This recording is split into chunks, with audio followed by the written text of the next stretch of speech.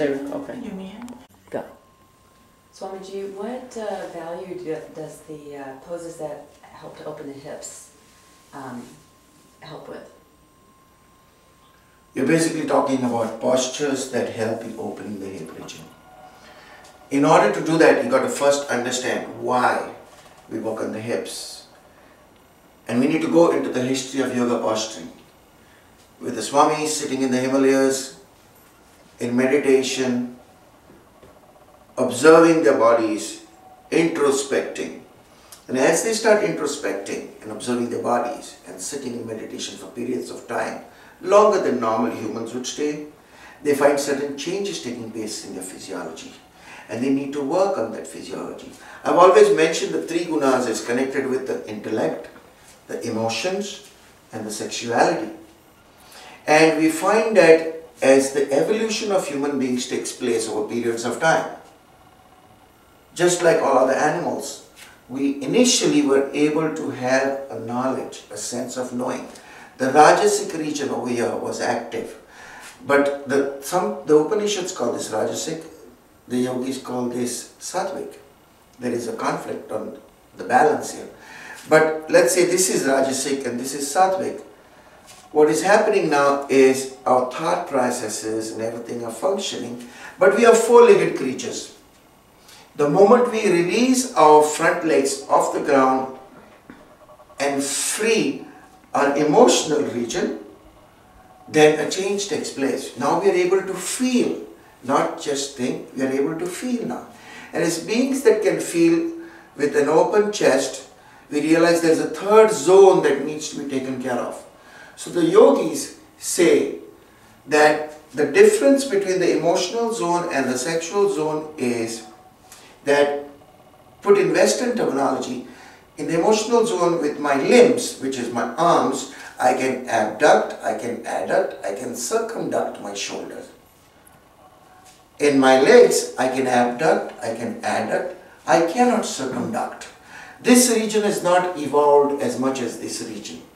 So, I start doing yoga postures to help evolve the sexual region, to bring it in a way where it is opening as much as my emotional region. 90% of the problems of the world are connected with sexuality today.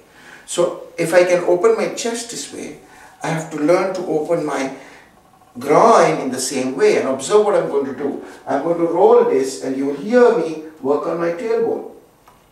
Did you hear the part? So I've been learning and training myself to open this region. One of the best postures to be able to understand that is Trikonasana, the triangle pose. I jump 3 feet apart, I put my right foot out, I put my left foot in, extend and I exhale and I go down.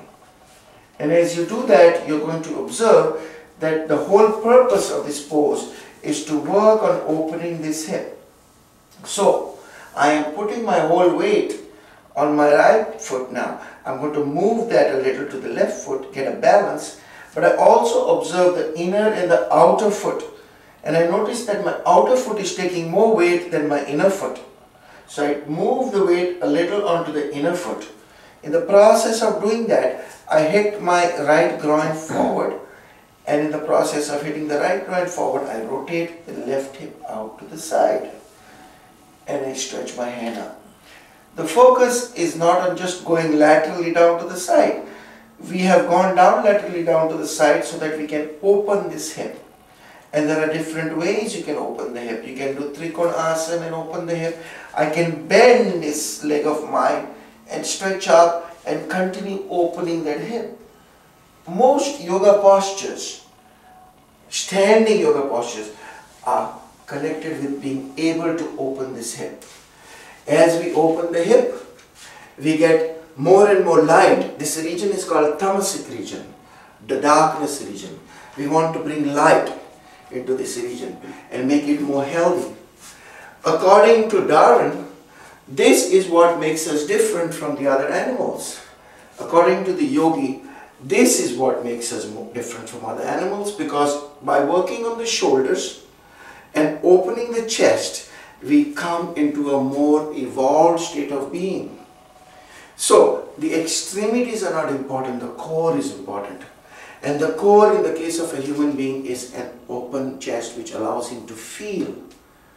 So we are not just thinking and feeling, but as a result of practicing yoga, we are also beings now that are in tune with our desires. Thank you for the question, Linda. Thank you. Yeah, that's good. Yeah? Okay, let's start the yoga exercise. How do I turn it off? You just do one thing, close the screen first.